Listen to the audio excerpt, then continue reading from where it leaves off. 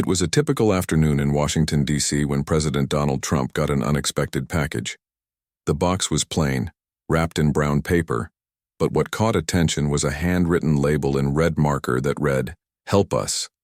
There was no return address. The Secret Service carefully checked the package. It wasn't physically dangerous.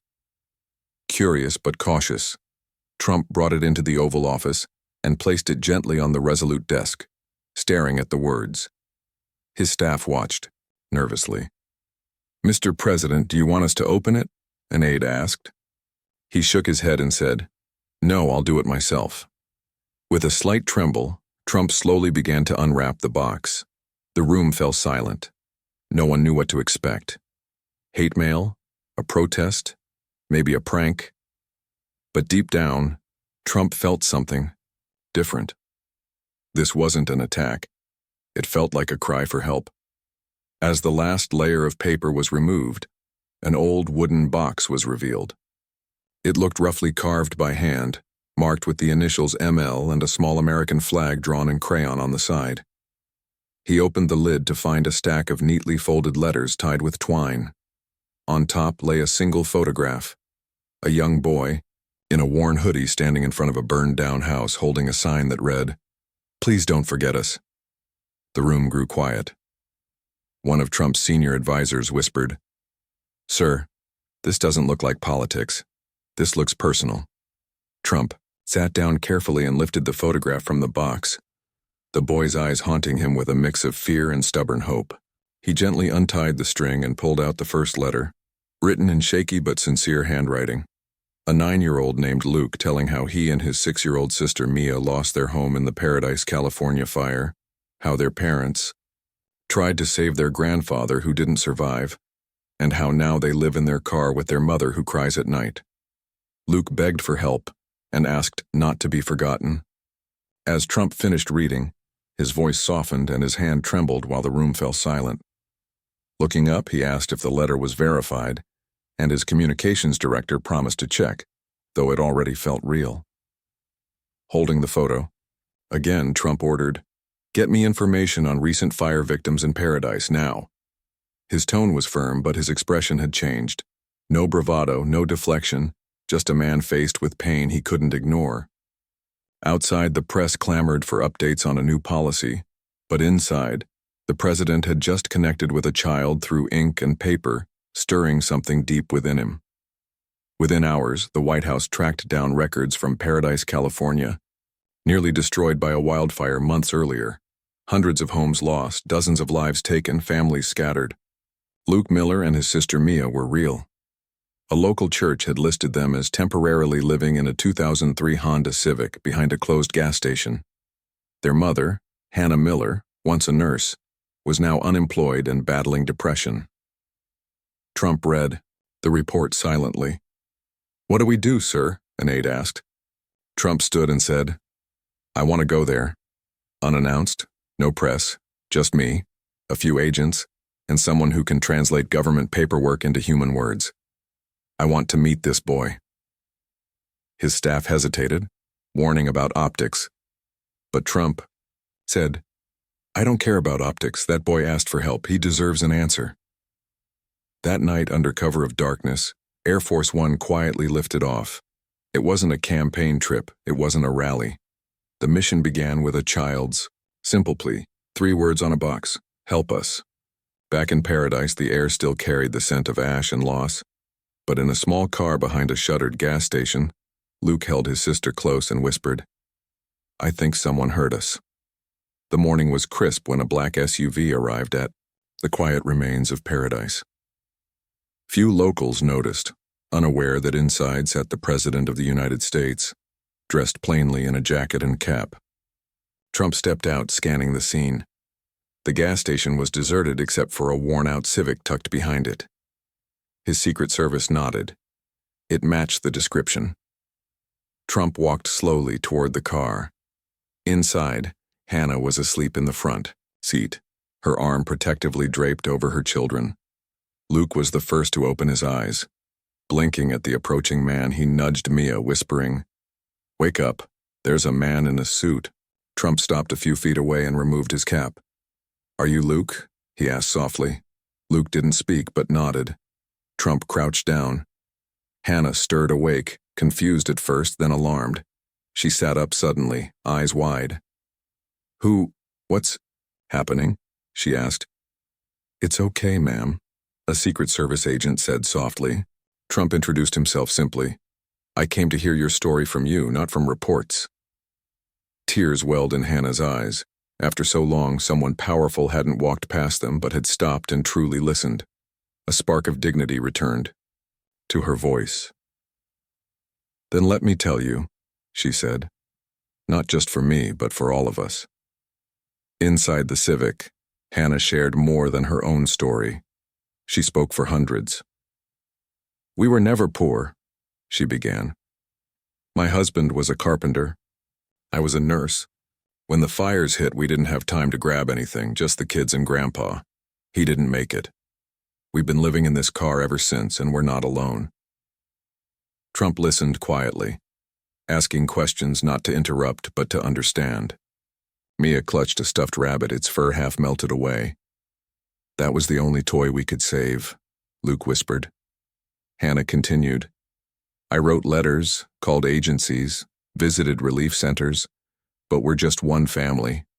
I know others worse, off, people who didn't even have the strength to write letters." Luke and Mia had packed that box with letters from other families, Luke explained. "He called it a hope box," Luke said, thinking maybe it could reach someone who could actually help. Trump turned to Luke. "You collected all these letters?" Luke nodded. "Some came from the church, some from people living in tents. They gave them to me because I still believe in good people." Trump looked down, swallowing his emotions. These weren't just policy issues. They were deeply human ones, and somehow a 9-year-old boy had become their voice. Trump stood up, brushing dust off his knees. "I want to read every letter in that box, and then I want to make sure no more get written out of desperation." It was the start of something bigger than politics.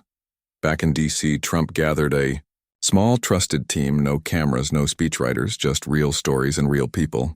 He placed the box of letters on the table in the Situation Room, not for national security, but for something much more urgent. But this was about national dignity. Each letter told a different version of the same story. Fire, loss, eviction, medical bankruptcy, joblessness, and broken promises. One came from a high school teacher now living in a tent, another from a war veteran struggling with PTSD and no health care. "This isn't just about fire recovery," Trump told his staff. "It's about forgotten Americans." An aide replied gently, "Sir, if you want to help, we need more than sympathy. We need action." Trump nodded. "Then we take action. We create the HOPE Initiative, housing, employment, trauma care, and fast-track support for displaced families, starting with Paradise." "But sir, Congress," someone began. Trump raised a hand. "We don't need permission to be decent. I'll fund the first stage with my own salary and challenge every billionaire in this country to match me. Let's stop proving points and start proving people matter." Word spread, not from press conferences, but through whispers among those helped first. Trump didn't just open a box. He opened a door. A quiet revolution began. He reached out, personally, to leaders in tech, sports, and entertainment. Match me, not in power, but in purpose. Some were skeptical, others inspired. Elon Musk pledged solar panels for rebuilt homes. Dwayne Johnson funded a mobile therapy unit. Oprah donated to school programs for displaced children. Temporary homes, converted trailers and tiny houses, sprang up in Paradise. Some had bunk beds, others kitchens, but all had locks, warmth, and dignity. Luke and Mia were among the first to move in.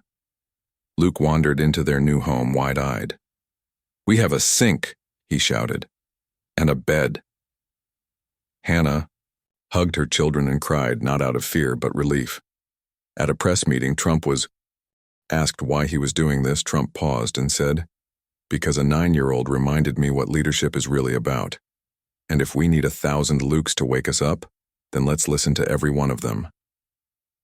Just like that, the Hope Box became a movement.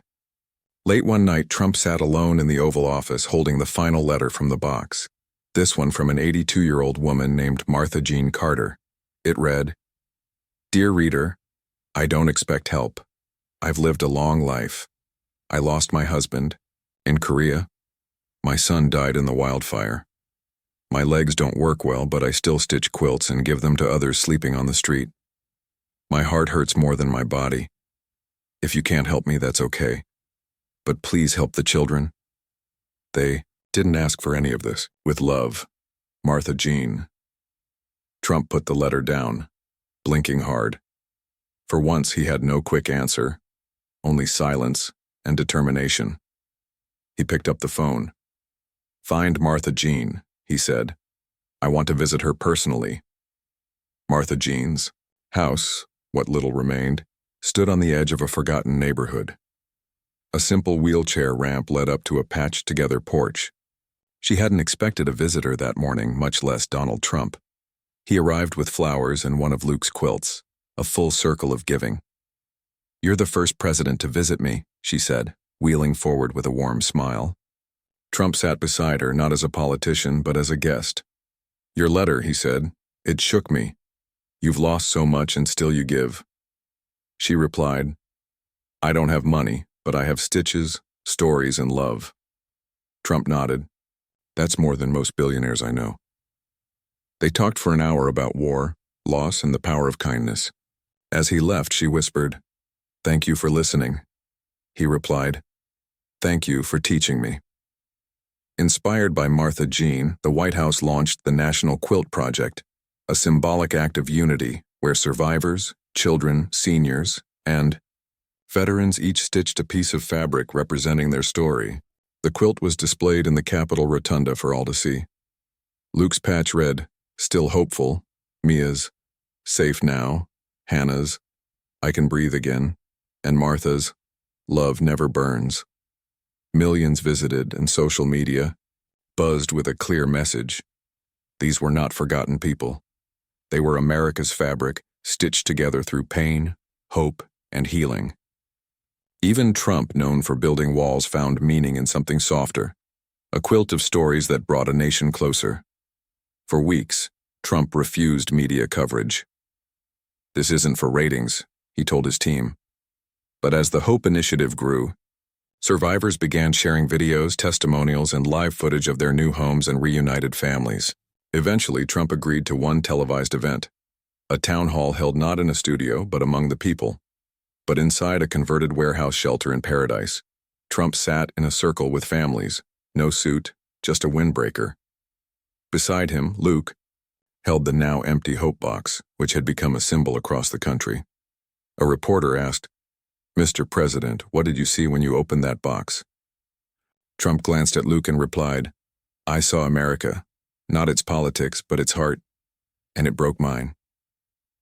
The room fell silent, then erupted in applause, not for Trump, but for the people around him who refused to give up. Not everyone cheered. Critics accused Trump of using the moment to boost his image, while others claimed the initiative was unsustainable and undermined federal protocols. In a press conference, Trump responded simply, "If giving kids a safe place to sleep is controversial, then I'll gladly take the heat. This isn't about my legacy, it's about their lives." Still, lawsuits emerged as cities worried about federal overreach and budget hawks attacked the funding. But public support overwhelmed most objections. People weren't just donating. They were volunteering. Doctors offered free care. Retired teachers returned to makeshift classrooms, and formerly homeless veterans became mentors. The Hope Box was no longer a one-time gesture. It had become a powerful call to action, louder than politics. Weeks after the national quilt was unveiled, Martha Jean's niece visited the White House with a surprise, a hand-stitched quilt made by fire survivors and displaced families, dedicated just to Trump. Each square carried a thank you, some with names, others with kids' drawings of stick figures, smiling faces, and sunshine. At the center, Martha Jean's message was stitched in gold thread. "You listened, that was enough. But you acted, and that was everything." Trump held the quilt, visibly moved, and later placed it in the Oval Office, not as decoration but as a reminder of why he fought, even when it got hard. Luke was invited to speak at a school fundraiser for displaced students. Shy but brave, he stood on stage with trembling hands. "I'm just a kid," he began, "but when I saw people hurting, I thought, what if someone could help? So I packed a box, not with toys, but with stories." He pointed to the back of the room where Trump stood quietly. He opened that box. He didn't throw it away or laugh. He helped. The audience rose to their feet. Teachers cried. Parents hugged their children. The world saw a 9-year-old boy not as a victim, but as a catalyst.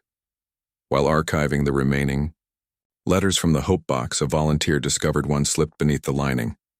Written in crayon and barely legible, it read, "Dear whoever, we sleep in our van. It leaks when it rains. Mommy cries at night. I don't want to grow up if this is life. Please don't forget us. Love, Avery, age 7. Trump saw the letter and went silent. He asked, "Have we found her?" They hadn't. A new search began, not just for Avery, but for every child still living in the shadows. He sent a message to the public. Until every child like Avery has a bed, we're not done. 3 days later, a shelter volunteer recognized the handwriting. Avery and her mother, Elena, had been too afraid to register for aid, but they'd followed the story. When they heard about the lost letter, they cried. The reunion was quiet.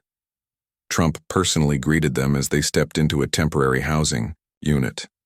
Avery ran up, held his hand, and said softly, "You read my letter?" "I did," Trump replied, "and I'll never forget it." She hugged him without hesitation. Elena broke down. "I thought no one would care." Trump looked her in the eye and said, "You were never invisible, just unheard." Luke approached Trump with a new idea. What if they made another box, one for people to write thank you letters to the helpers?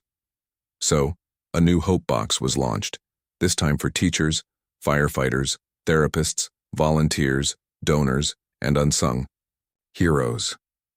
Letters poured in. One thanked a janitor who gave his paycheck to a family. Another honored a high school girl who built solar lights from scrap. Hope was no longer just about needing help. It was about giving. A movement born from desperation had transformed into a national culture of compassion. At the White House, a room was quietly converted into the legacy room, not for past presidents, but for stories from the Hope Box. The walls were lined with letters, quilts, photos, names, and faces. A plaque read, "Here lies proof that one box can change a nation, and that compassion once unlocked spreads faster than fire." Visitors wept in silence. Children asked questions. Leaders paused, humbled. It wasn't a museum. It was a mirror. Martha Jean passed away peacefully in her sleep, but not before stitching one final quilt. It arrived at the White House days after her funeral. At the center was a single line stitched in red. "I believed in America even when it forgot me."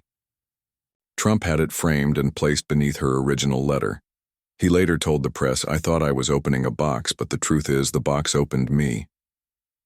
1 year later, Paradise was no longer just rebuilding, it was thriving. Families returned, schools reopened, and the scent of ash was replaced by hope. Trump visited quietly, no fanfare, just to check in. He stopped by Hannah's new home, where Luke ran outside with a fresh letter in hand. "Mr. President, it's not a help letter this time." He grinned. "It's a thank you." Trump smiled, placed it in his coat pocket, and before leaving, looked around the rebuilt neighborhood. "No cameras," he said, "but this is the picture I'll keep in my heart forever." And somewhere under the stars, a stitched quilt swayed in the breeze. Proof that even in ashes, hope can rise.